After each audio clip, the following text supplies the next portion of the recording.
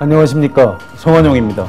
한겨레 신문과 한겨레 TV가 6.4 지방선거를 앞두고 특집으로 마련한 주요 광역단체장 후보와의 인터뷰 시간입니다. 오늘은 새누리당에서 서울시장에 도전하고 계신 정몽준 후보님을 한겨레 스튜디오에 모셨습니다.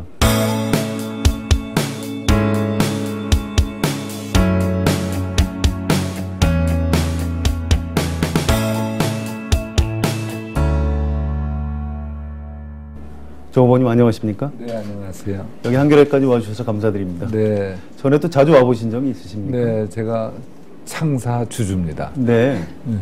감사합니다. 네. 저희 주주님이라 좀 저희가 잘 모셔야 될 텐데. 네, 많이 기대하겠습니다. 아직 배당을 못 해드려서 죄송합니다.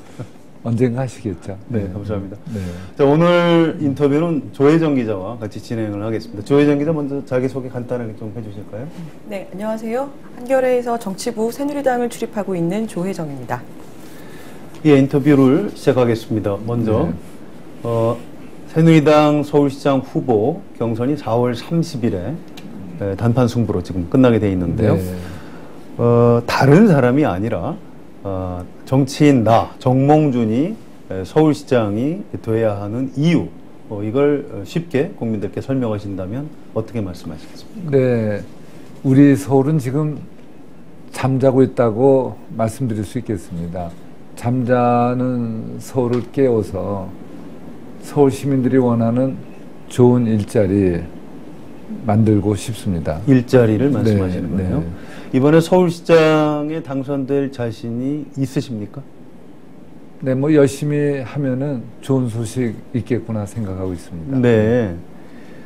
자, 일반 사람들이 정몽준 후보님께서는 돈이 많으시다, 부자다, 네, 이렇게 생각하는데요. 자, 부자가 서울시장이라는 중요한 정치 권력까지 갖게 되는 것에 대한 어떤 저항감 같은 건 있지 않을까요? 어떻게 생각하십니까? 뭐 그런 분들도 있을 거예요. 근데 제 자신은 이제 권력이라는 생각보다는 봉사할 수 있는 좋은 기회다 이렇게 생각을 하고요. 네. 많이 알려진 것처럼 뉴욕 시장을 12년간 했던 블룸버그 시장은 저보다 한 20-30배 부자거든요. 네. 근데 그분 시장 12년 하고 나서 뭐 좋은 평가도 받는 것 같아요. 네. 저도 서울 시민들의 사랑을 받는 시장이 되고 싶은데 원칙적인 면에서 보면요, 우리나라가 자유민주주의 국가라고 하면은 어떤 사람이 좀 경제적으로 좀 여유가 있다고 그래서 그분은 공직에 부적절하다 그러면 이게 자유민주주의 국가로서는 좀 글쎄요, 네. 어떨까 생각해 봅니다. 네. 자, 공약에 대해서 몇 가지 좀 질문을 드리겠습니다. 네. 좀 전에 트위터 소식을 보니까 어젯밤에 외박을 하신 걸로 나오던데요. 네. 영등포 쪽방촌에서 주무셨다고 네. 들었습니다. 왜 거기 가서 주무셨습니까? 얼마 전에 이제 목사님들을 뵀는데요. 네. 한 분께서 저보고 하루 저녁 3,000원에 자는 캡슐방이 있는데 우리 사회에 어려운 분들이 많은데 그런 데를 꼭 가보라 그래서 찾아봤더니 캡슐방은 이제 없어졌대요. 아, 없어졌군요. 근데 이제 영등포에 있는 쪽방촌을 갔는데요. 정말 영등포역에 가까운데 우리 서울에 아직도 이런 곳이 있구나, 뭐 그런 생각이 들고요. 가서 잠 잘 자고 왔습니다. 잠은 잘 주무셨습니까? 네. 몇 시간이나 주무셨습니까? 한 11시에 가서 한 5시쯤 일어나려고 그랬는데요. 한 4시에 일어났어요. 네. 그래서 이제 그 근처에 좀 산보하다가 4시 반에 버스를 타는데 4시 반에 출근하시는 아주머님들이 벌써 버스가 10,000원이에요. 그래서 이제 여의도에 오는 버스를 같이 타고 왔는데요. 여의도로 출근하는 분들이 대부분이고요.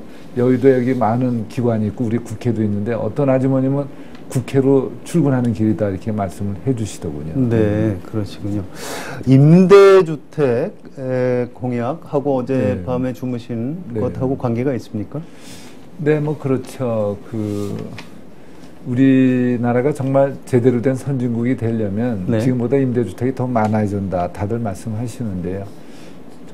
저는 제가 시장이 된다면 임대주택을 한 10만 호 정도를 이제 한번 계획을 해보는데요. 서울시에 지난 24년간, 그러니까 1989년서부터 2013년까지 하면 24년이 되는데 네. 24년간의 임대주택은 20만 호가 지어졌어요. 그러니까 1년에 사실 1만 호를 못 지은 거죠. 근데 많은 시장들께서는 취임하면 4년, 또 박 시장께서는 3년간 뭐 8만 호 이런 공약을 했는데 그 공약이 거의 못 지켜진 건데요. 저는 시장이 된다면 10만 호를 갖다 한번 계획해 보겠습니다. 근데 역대 시장들이 그렇게 잘 짓지 못한 데는 이유가 있을 것 같은데요. 정몽준 후보님께서 4년 동안 10만 호를 짓겠다고 하신 건 좀 너무 숫자가 많은 건 아닌가요? 저도 상당히 신중히 하려고요. 네. 그래서 저도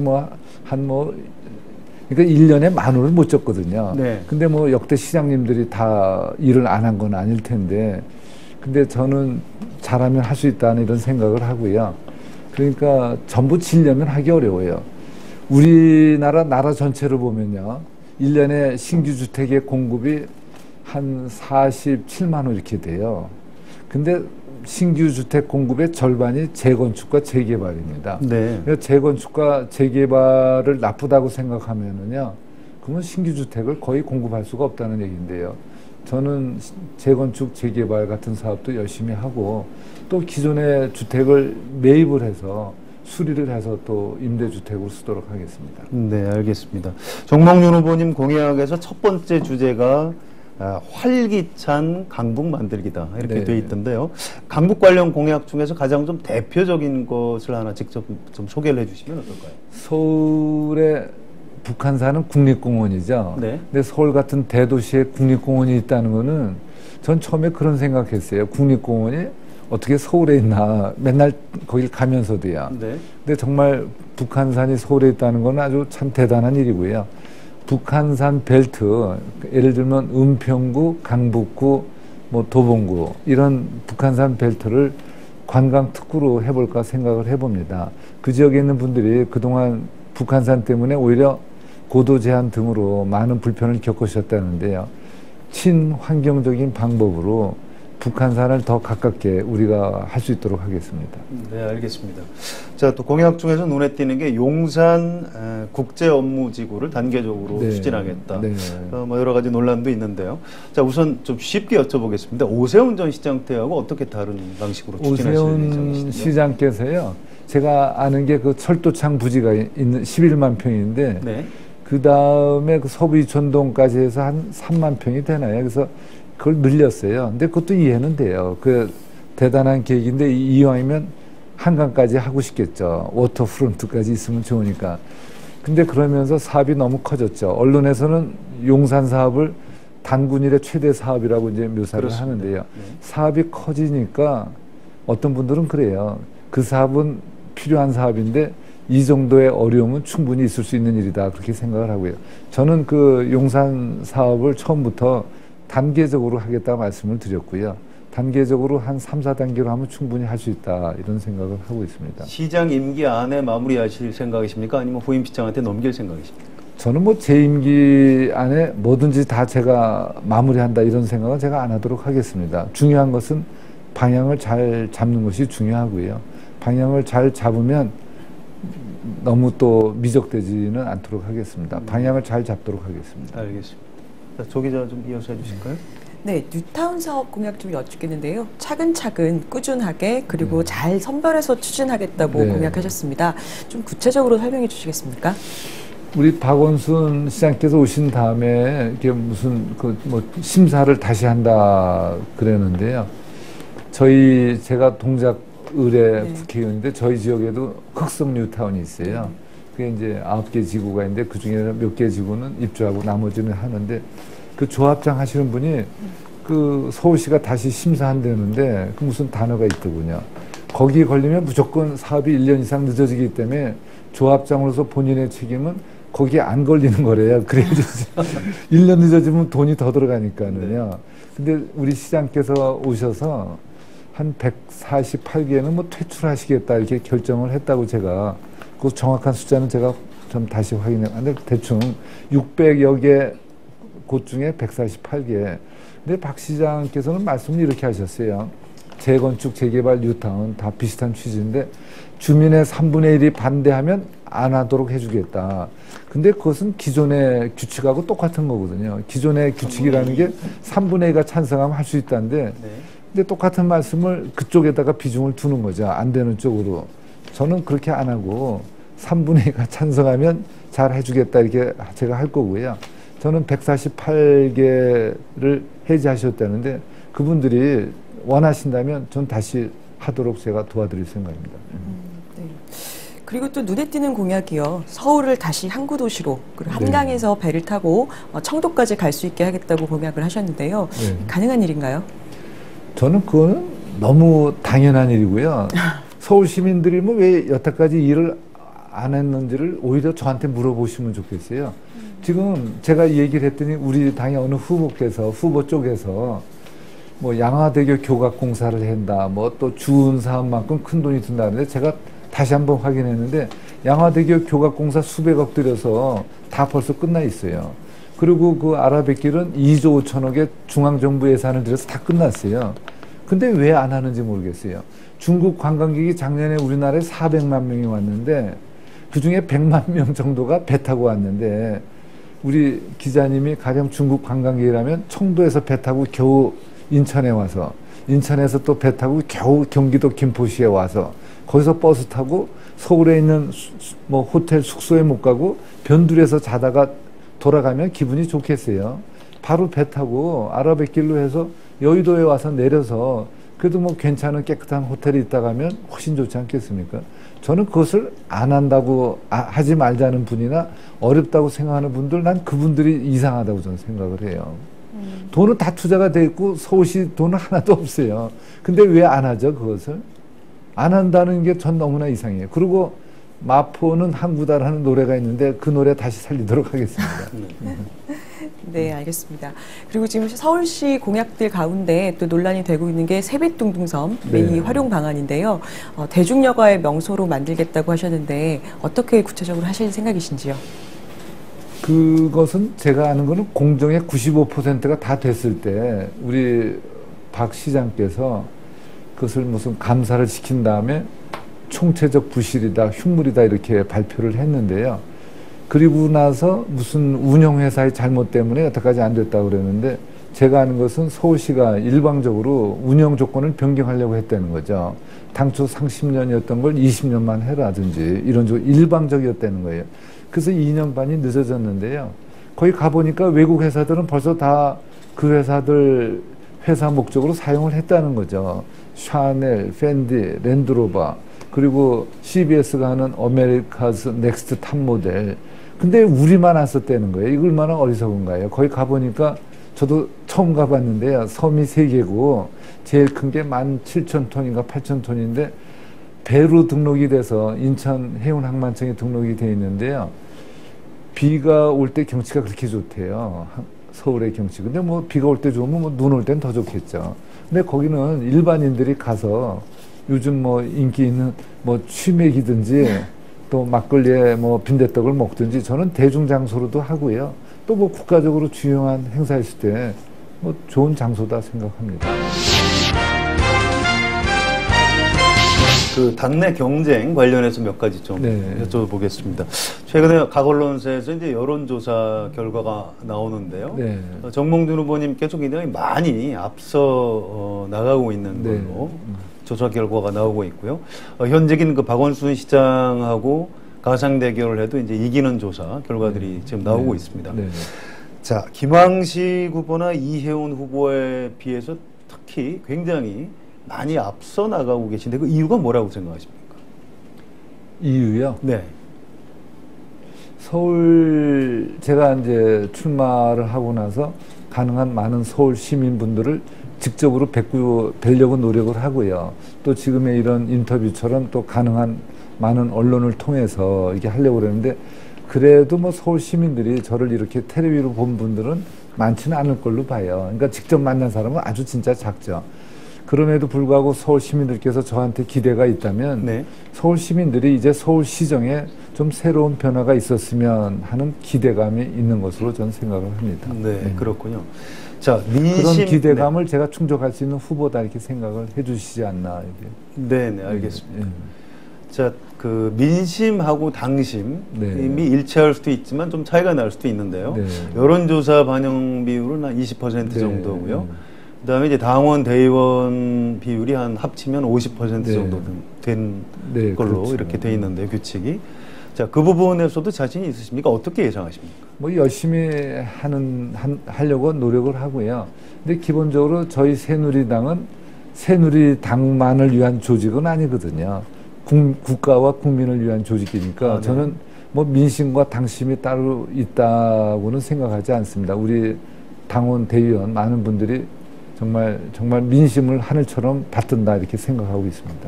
현실적으로 그 서울의 당협위원장 중에 네. 정몽준 후보님 편이라고 할까요? 좀 돕겠다는 의사표명을 하신 분들은 몇 분 정도 계십니까? 뭐 사람 마음을 알 수가 없죠.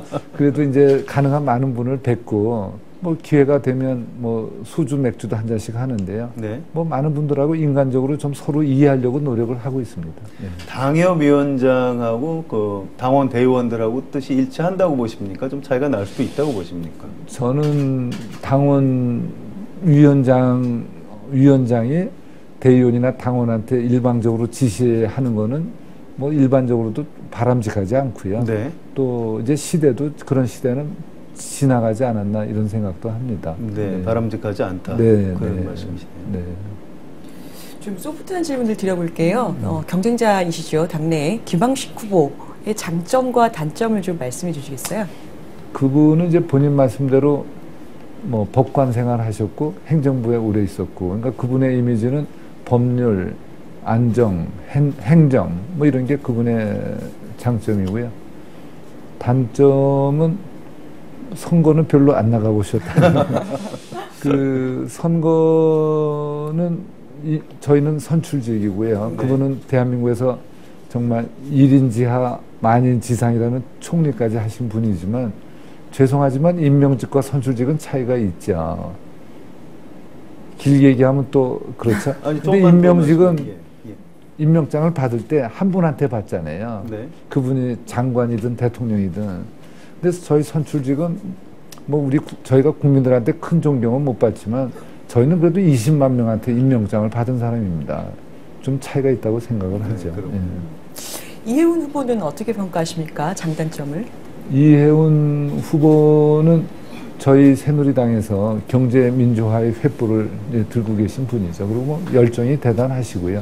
그리고 새 자녀의 어머니로서도 좀 뭐 열심히 잘하고 있다 생각합니다. 단점은요? 단점이요? 단점은 좀 생각을 해보겠습니다. 네, 이해운 후보에게 더 좋은 감정을 갖고 계신 것 같군요. 아니, 전 그러시면 제가 빨리. 이해운 후보께서는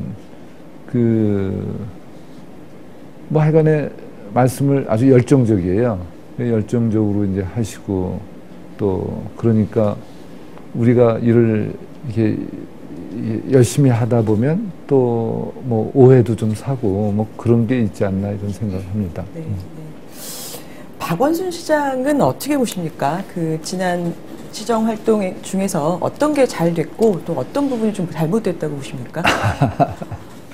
솔직히 얘기해도 되나요? 그럼요. 근데 솔직히 얘기하면 이게 다 또 너무 노출돼요. 제가 박 시장 한 지 한 15년 됩니다. 네. 네. 근데 이제 박 시장께서 시민단체로 우리 국민들한테 많이 인식됐는데 지난번 보궐선거 때 나경원 후보 1억 원 피부과 저는 그거는 뭐 흑색 선전이 아닌가 이런 생각하고요. 그다음에 박원순 시장 그러면 낙천 운동인데 그때 대법원까지 그게 가서 대법원에서 불법이다. 그러면은 네 알겠습니다. 그러면 참 좋을 텐데요. 앞으로 계속 하겠다 그러셨어요. 그래서 그걸 갖다 또 헌재까지 끌고 가셨다는 얘기를 제가 들었어요. 이제 헌재에서도 또 기각됐다 그랬는데 시민단체의 대표로서는 충분히 이해가 돼요. 만약에 제가 그 입장이어도 저도 그랬을런지도 뭐 어떨까 생각을 해보는데 서울시장으로서는 부적절하죠. 그렇게 하신 것도. 그다음에 서울시에 여러 가지 많은 공사가 진행되고 있습니다. 오세훈 시장 때 경전철을 주로 강북 지역에 교통난을 해소하기 위해서 경전철을 7개 하겠다고 그랬는데 우리 박 시장께서는 토건 사업 신중 검토 이런 발언을 하셔서 뭐 그중에 시범 사업으로 되고 있는 우이동 신설동 경전철 공사가 2년 반이나 지체되고 있고요. 간선도로 공사가 23개를 하는데 그중에 80%가 또 1년 이상 지체되고 있고 동대문 디자인 플라자 개관은 잘 됐지만 그것도 2년이 늦어졌고요. 많은 게 늦어지고 있고요. 그리고 또 가끔가다 말씀하시는 거 보면 용산 사업 얘기 저희가 조금 전에 했는데 제가 그걸 단계적으로 하자 이렇게 말씀을 드렸더니 현재 법정에서 소송이 진행되고 있는데 되겠느냐. 코레일이 용 빼는 재주라도 있나. 어떻게 시장께서 어떻게 보면 그 남의 일 이야기하듯이 하는 것이 아닌가 제가 이런 느낌을 받았는데요. 글쎄, 저희 그 느낌입니다. 그렇다면 역대 서울시장 가운데 시장으로서 가장 잘했다고 생각하는 분 내지는 후보님께서 롤모델로 삼을 만하다고 생각하시는 분은 누구신가요? 뭐 역대 시장님들께서는 다 잘하셨다고 생각해요. 우리 고건 시장님은 시장을 2번 하셨나요? 임명직하고 선출직하고 하셨죠. 네, 임명직하고 선출직. 그분이 총리하실 때 저희 월드컵 그 경기장을 져야 되는데 그때 IMF 사태가 나서 김영삼 정부 말에 근데 그분이 그 짓기 위해서 많이 애써 주셨고요. 그다음에 뭐 제가 테니스 치면서 많이 뵙고 뭐 조순 시장님은 제 학교 선생님이시고요. 뭐 최병렬 대표도 열심히 하셨고 뭐 이명박 시장은 청계천으로 또 인기가 많이 올라가셨죠. 다 훌륭하신 분이다 생각합니다. 박 시장 빼고는 다 잘했다는 말씀이신 거예요. 박 시장에 대해서 제가 한 가지 더 말씀드리면요. 그 이명박 시장, 오세훈 시장 때 추진했던 그 노들섬의 오페라 하우스. 전 그거 안 하신 건 잘했다고 봐요. 네. 제가 왜 그렇게 생각하냐면 저도 그게 오페라 하우스 짓는 거는 좋지 않다고 생각하기 때문에 만약에 박 시장께서 거기다 그냥 오페라 하우스를 착공했거나 완공했으면 제가 시장이 된다고 해도 그걸 부실 수가 없잖아요. 그 좋은 건물을. 근데 그걸 안 하시고 텃밭을 해놨거든요. 그건 잘하셨다고 봐요. 왜냐하면 텃밭 해놨기 때문에 앞으로 거기 좋은 사업 할 수 있지 않겠어요? 그건 잘하신 거다 이렇게 생각합니다. 그 텃밭을 나중에 어떤 방식으로 활용을 하실 생각이 좀 있으십니까? 그 우리나라 경제의 발전을 한강의 기적이라고 그러는데 네. 우리는 뭐 한강을 매일 보니까 뭐 한강이 있나 보다 그러는데 한강의 기적인데 그 정말 한강같이 좋은 강이 있다는 거 참 대단하고요. 영국 런던에 가면 새천년 뉴 밀레니엄 프로젝트라고 해서 이렇게 빙빙 돌아가는 차가 있죠. 그걸 대관람차라고 하더군요. 그게 한 번 타는데 한 3만 원인데 한 번 타려면 1시간씩 기다린대요. 그렇게 인기가 있고요. 최근에 일본에서는 일본의 달, 자펜스 문이라고 그래서 63 빌딩이 250m인데 그보다 더 높게 270m로 해서 동경에 짓겠다고 발표를 했고 뉴욕은 맨하탄에 또 비슷한 거를 내년에 짓겠다 이렇게 했는데요. 저는 거기다가 그런 대관람차를 이게 서해안 쪽에 섬의 한가운데 다리가 있으니까 서해안 쪽에다가 대관람차를 하나 해놓고요. 그리고 또 이쪽 동쪽에는 문화 시설을 하면은 참 아름다운 시설이 되겠다. 그리고 거기다가 강남과 강북을 연결하는 그 보행교를 설치하면 다 좋다고 그래요. 그러면 구수부지에다가 차 세우고 거기 걸어오시면 되니까요. 그 정말 서울에 명물을 만들 수 있겠구나 이렇게 생각해 봅니다.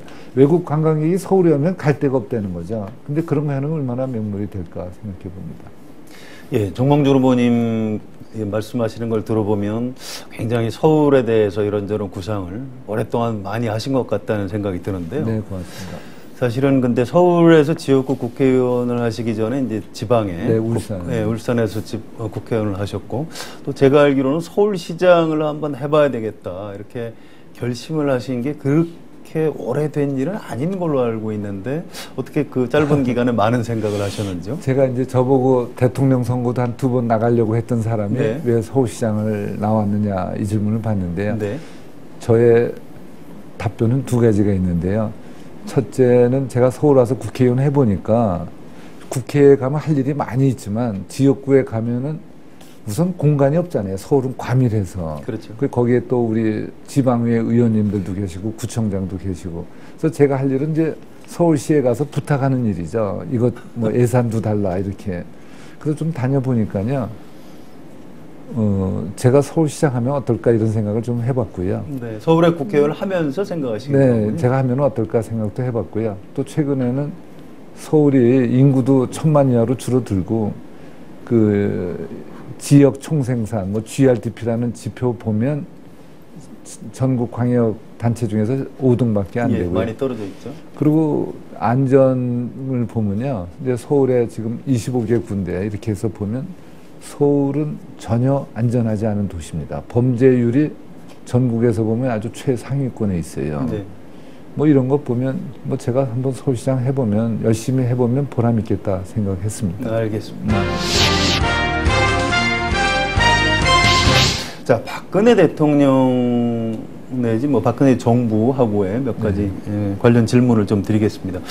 박근혜 대통령이 국정 수행을 굉장히 잘하고 있다고 보십니까? 어떻게 평가하십니까? 네, 뭐 국민들 지지율이 높으니까요. 국민들께서 볼 때 열심히 하신다는 아주 좋은 인상 주시는 것 같습니다.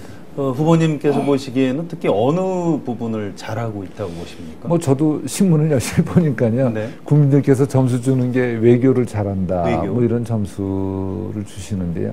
그래서 장기적으로 보면 역시 앞으로는 경제 분야에 국민들이 관심이 많으니까 경제 쪽을 좀 더 잘 챙기셨으면 하는 생각을 하죠. 네, 지금 지지율이 굉장히 높은 편인데요. 그렇죠. 이 지지율이 임기 중반, 임기 말까지 이어지려면 어떻게 해야 될까요? 국민들이 원하는 걸 잘 해주셔야죠. 국민들이 원하는 거는 제가 보면 뭐 일자리, 네. 그다음에 좀 환경 문제, 그다음에 뭐 안전 문제 뭐 이런 것들이니까요. 그런 문제에 더 관심을 가지셔야 되겠다 생각하고요.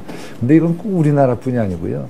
선진국들이 다 그런데 외교는 중요하지만 특히 우리나라 남북이 분단됐기 때문에 외교 안보가 중요하지만 역시 선거 때는 경제가 매번 중요하지 않나 이런 생각합니다. 네, 박근혜 대통령이 이제 그 개각을 잘 안 하는 편인데요. 네.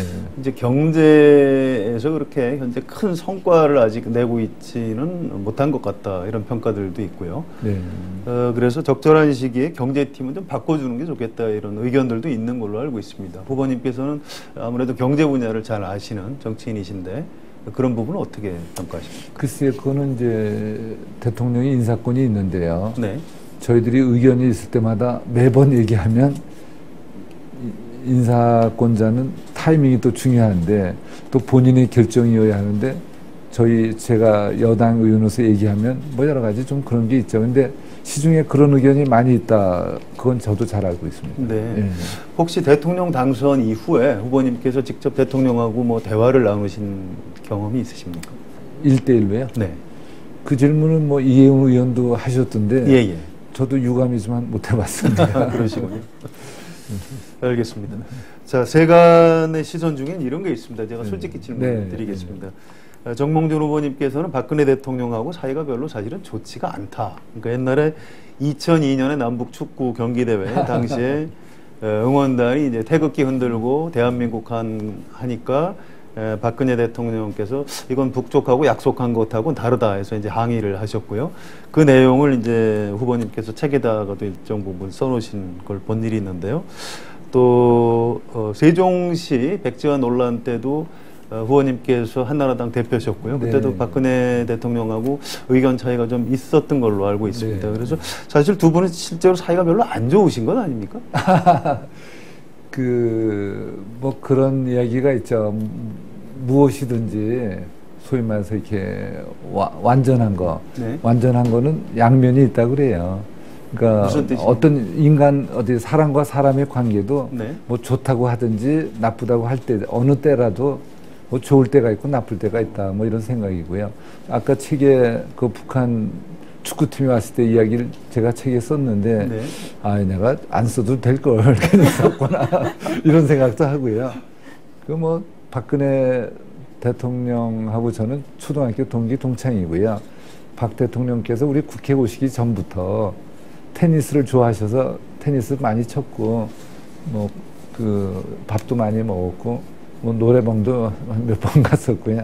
뭐 인간적으로는 잘한다고 생각을 해요.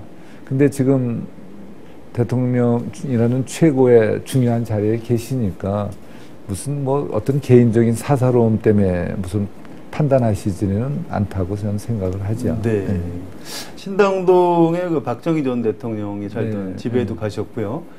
박근혜 팬클럽 회원이다 이런 말씀도 하셨는데 또 일각에서는 좀 너무 의식적으로 박근혜 대통령하고 좀 친한 것 같은 행보를 하시는 건 아니냐 이런 의견도 있는데 저는 제가 표현을 좀 더 세게 하면 어떨까 하는 생각도 해봤는데요. 그 대통령 임기 중에 뭐 우리나라는 민주주의고 정당 간에서 경쟁해야 되니까 뭐 국민들이 다 대통령, 현직 대통령이 누구든 간에 다 그 사람을 좋아할 수는 없고 그럴 필요도 없지만 그래도 가능하면 대통령을 마음속으로부터 지지했으면 하는 게 저 생각이고요. 저 그런 뜻으로 얘기했고 그 신당동 집은 제가 그 동네 살았잖아요. 아, 네, 그러시죠. 그러니까 네. 그 동네는 제가 참 좋아하는 동네고 가보니까 집은 오래된 집이고 작은 집인데 관리는 잘 돼 있고요. 뭐 그런데 우리가 조금만 주변을 정비해주면 그래도 그 박정희 대통령이 아시는 분이 많이 있거든요. 외국에도. 뭐 그분들이 한번 와서 가면 좋은 또 장소가 되지 않을까 생각해봤습니다. 거기 떡볶이집도 혹시 가보셨습니까? 제가 거기서 학교 다닐 때 뭐 길거리에서 그 해삼 팔아서 그 뭐죠? 그 핀으로 찍어 먹는 거, 뭐 그런 거 그 동네 많이 있었습니다. 그때도 떡볶이가 유명했습니다. 아, 있었죠. 학교 앞에. 예. 자, 정치 현안 관련해서 조혜정 기자가 좀 질문해 주실까요? 네, 지금 기초선거 정당 공천 폐지 문제가 이번 지방선거의 핵심 이슈로 부상을 하고 있는데요. 오늘 오전이죠. 그 새정치민주연합에서 안철수 대표가 이 공천 여부를 당원과 국민들에게 물어서 결정하기도 했습니다. 어떻게 평가하십니까? 그 새정치민주연합이 지금 상당히 어려운 입장에 처했구나 이 생각을 하죠. 그 안철수 의원과 민주당이 합당을 했는데 합당의 명분으로 기초공천 폐지를 했는데 그게 우선 그 명분상에도 100% 다 좋은 건 아니죠. 우선 공천을 안 한다는 거는 헌법에 위반되는 것이 아니냐 하는 뭐 논쟁도 있고요. 뭐 기다 아니다 뭐 이런 논쟁도 있고 또 정당의 책임을 또 포기하는 것 아니냐 뭐 이런 우선 그 명분 이론상에도 이렇게 뭐 꼭 그쪽만 해야 된다는 건 없고요. 또 현실에서 보면 그 공천을 안 하면 그 당원들이 아주 좋은 당원들이 다 탈당을 해야 되잖아요. 그리고 선거 끝나면 또 다 복당해야 되고 이건 또 정상이 아니죠. 그것도. 그래서 만약에 그런 취지를 정말 살리려면요. 그 선거 때 공천을 안 하는 게 아니고요. 기초의회 의원분들은 당적을 가지면 안 돼요. 그런 취지를 정말 살리려면. 근데 그게 또 다시 들어가서 그러니까 풀뿌리 민주주의에서 중앙정치가 개입하지 말라 뭐 그런 건데요. 공천을 배제하는 차원이 아니고요. 정말 획기적인 일을 하기 전에는 그게 말이 되나요? 선거 앞두고 탈당, 후에 복당 이건 아니죠. 그래서 좀 더 이왕 그런 주장을 하시려면 좀 더 이론적으로도 좀 완벽하게 좀 다듬으시고요.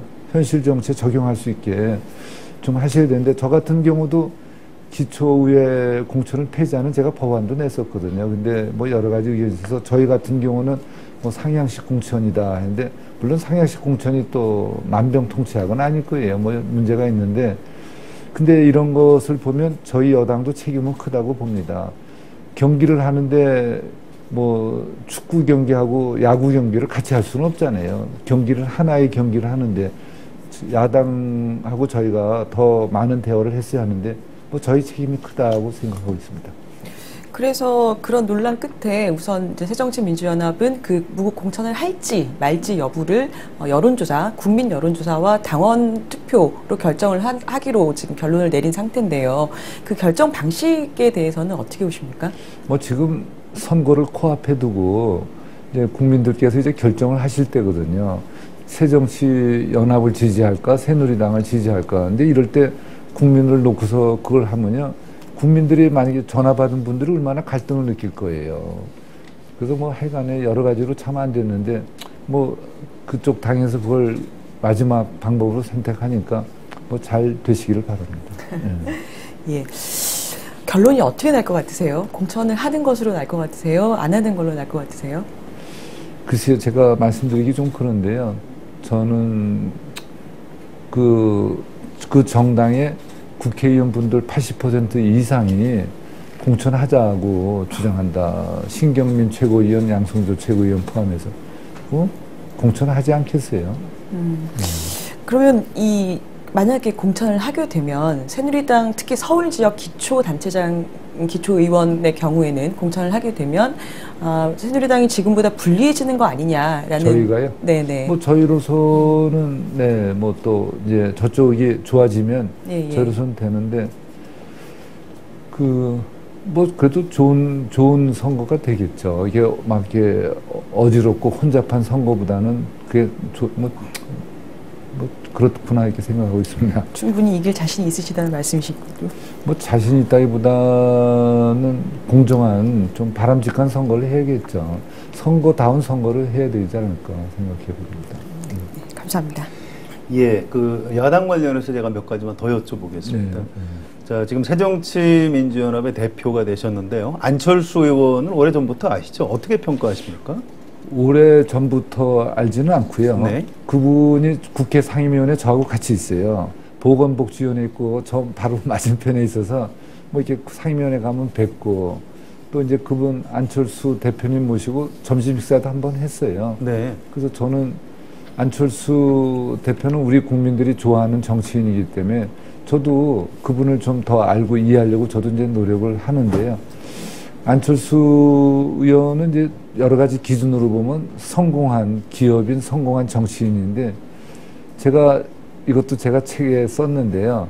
쓰고 지금 보니까 잘 썼는지 잘못 썼는지. 그분이 18대 때 국회에 와서 오전에 국회 직원들을 대상으로 헌정기념관에서 강연을 했어요. 가봤더니 국회의원이 저를 포함해서 2명만 왔는데 직원들이 가득 찼어요. 가득 차면 한 300명은 될 거예요. 근데 그분이 한 30-40분 강연하는데 쭉 말씀하시다가 벤처 사업은 성공보다 실패하는 사람이 많다. 그 말씀을 하다가 우리나라 벤처 업계는 사기꾼인가 뭐 사기 치는 사람이 많다. 그러면서 그런 사람들은 사형을 시켜야 한다 이렇게 말씀을 하셔서요. 극단적인 표현을. 네, 오전 강연에 그 많은 사람을 놓고 저희가 이제 저녁 때 술 먹을 때 뭐 어떤 기분 나쁜 마음에 안 드는 사람이 있으면 그 사람 나쁘다 뭐 심지어는 뭐 죽일 사람 뭐 이렇게 표현하지만 그건 술 먹고 하는 소리지 오전 강연에 수백 명 앞에서. 근데 벤처업계에 나쁜 사람이 많지만 정치판에는 다 좋은 사람만 있는 것도 아닌데. 그렇죠. 그럼 그 사람들을 다 사형시킬 수는 없을 텐데 말이죠. 그거는 한겨레에서 한번 나중에 잘 한번 물어보죠. 알겠습니다. 정치 문화가 그전보다 많이 개선된 건 사실인데요. 아직도 좀 아쉬움이 있는 것 같습니다. 물론 이제 안철수 대표가 그 전에 정치에 들어오기 전에 그렇게 말을 좀 심하게 한 사례를 말씀하셨는데 얼마 전에 이제 교섭단체 대표 연설을 할 때 새누리당 원내대표가 좀 뭐 너나 잘해 이런 표현을 해서 언론으로부터 비판을 받고 그랬는데요. 자, 그런 문화가 왜 잘 안 없어지는 걸까요? 후보님께서는 굉장히 오랫동안 국회의원을 하셨는데요. 저는 이제 18대 때도요. 우리 뭐 당장 개헌하자는 것보다는 저는 헌법에 대해서 공부하는 모임이라고 생각하고 그 모임에 제가 가입을 했죠. 네. 그때 18대 때 거기에 가입하신 의원분이 186명인가 그렇고요. 지금 19대에도 최근에 제가 신문에서 본 게 151명이 가입해서 우리 헌법 개헌에 대해서 논의하자 그러는데 또 어느 그 총리께서도 국회 답변에서 대통령의 권한이 너무 많다 이런 네. 얘기 하는데요. 근데 우리나라는 대통령께서 임기 초에는 또 그 개헌 논의를 싫어하세요. 그렇죠. 이명박 대통령도 그렇고 지금 박 대통령께서도 그거를 무슨 뭐라고 그랬죠? 블랙홀이라고 네. 그러면서 안 했으면 하는데 또 임기 말 가면 또 잘 안 되더라고요. 힘이 없어서 못하죠. 근데 저는 당장 개헌을 하자 이런 것보다는요. 저희 국회가 그 많은 법을 만드는데 많은 법이 정말 헌법 정신에 맞는지 항상 헌법을 공부하면서 법을 만들었으면 하는 이런 생각이고요. 저도 우리나라에서 그 권력이 많이 집중되어 있기 때문에 그것이 우리 국회는 단순하게 2당 대통령 선거를 의식해서 그냥 맨날 싸움하는 장소로 전락한 것이 아닌가 이런 생각을 하고요. 우리나라 정치가 정상이 되려면 우리나라의 중요한 앞으로 그 국정의 그 어젠다, 앞으로 5년, 10년을 바라보는 계획을 국회가 만들어서 행정부에 줘야 되는데 지금의 현실은 뭐 세세한 법까지 전부 행정부가 만들면 여당이 그거 가지고 야당한테 가서 이거 해줄래 안 해줄래 이러는 거거든요. 네. 그러니까 국회가 현재 위상에서 빨리 탈피해서 정말 제대로 정말 국가의 장기 발전 계획을 국회가 만들고 국회가 만든 계획을 행정부가 수행하고 이게 바람직하다 저는 생각을 합니다. 후보님께서는 내각 책임제하고 분권형 대통령제 중에 어느 게 좀 더 낫다고 생각하십니까? 뭐 둘 다 생각할 수 있는데요. 뭐 어느 게 더 좋다 이렇게 생각할 필요는 없군요. 일단은 이제 현재의 집중된 권력을 좀 분산할 수 있는 방법이 있으면 좋다. 근데 그건 현재의 헌법 내에서도 저는 할 수 있는 일이 있다고 생각을 해요. 네. 가령 예산안 국회 심의를 예산결산위원회가 있어서 거기서 다 정하거든요. 구체적으로 어느 사업 할지 안 할지. 그렇게 하지 말고 그 예산결산위원회는 각 부처별 총괄 예산만 거기서 정하시고요. 구체적인 사업, 어느 사업을 할지 말지, 얼마를 할지는 각 상임위원회별로 하면 되거든요.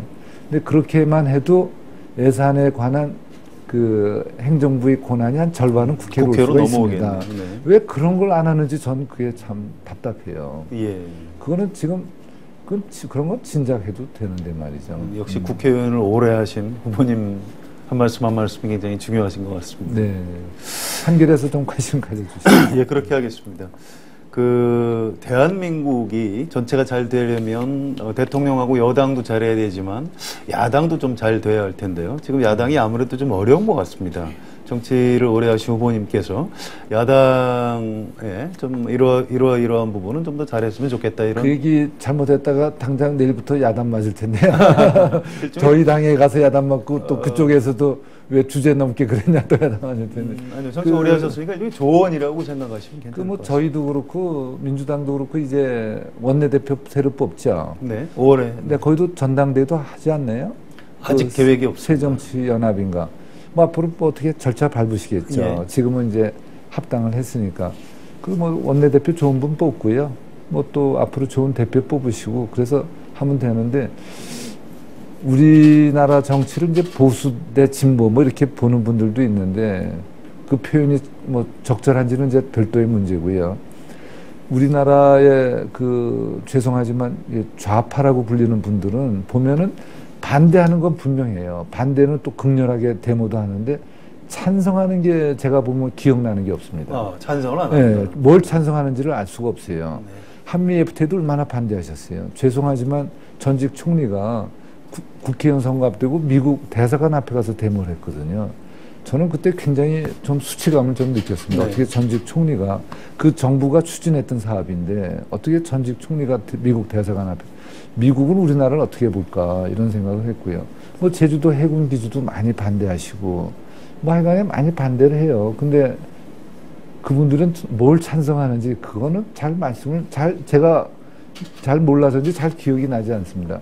앞으로 우리나라 뭐 진보든 좌파라고 불리는 분들도 좀 나는 이런 걸 찬성한다. 좀 이렇게 해가지고서 나는 우리 찬성하는 건 이거 그쪽 찬성 뭐고 좀 이런 걸 가지고 논의했으면 하는 생각을 하죠. 네, 알겠습니다.